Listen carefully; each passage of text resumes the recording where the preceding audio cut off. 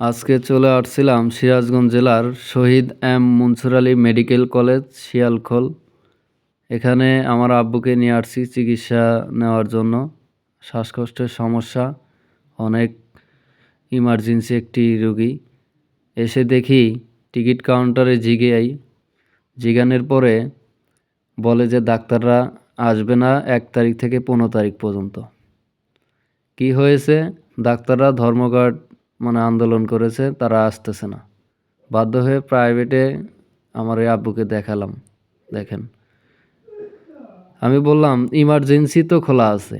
উনিরা বলল যে ইমার্জেন্সি পর্যন্ত বন্ধ।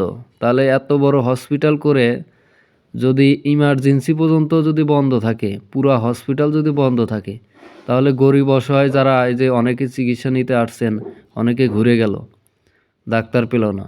তাহলে এই এই হচ্ছে দেশের অবস্থা। এত বড় বড় মেডিকেল কলেজ করে যদি ডাক্তার না পাওয়া যায়, ডাক্তাররা বাসায় আছে, ধর্মঘট তারা দিচ্ছেন, অথচ হসপিটাল পুরা ফাঁকা, মানুষ চিকিৎসা নিতে এসে ঘুরে যাচ্ছে। আমি বাধ্য হয়ে প্রাইভেটে দেখাইলাম অনেক টাকা খরচা করে। আর যদি ওখানে যদি দেখাইতে পারতাম, হয়তো আমি কিছুটা একটু কম পেতাম বা চিকিৎসা পেতাম।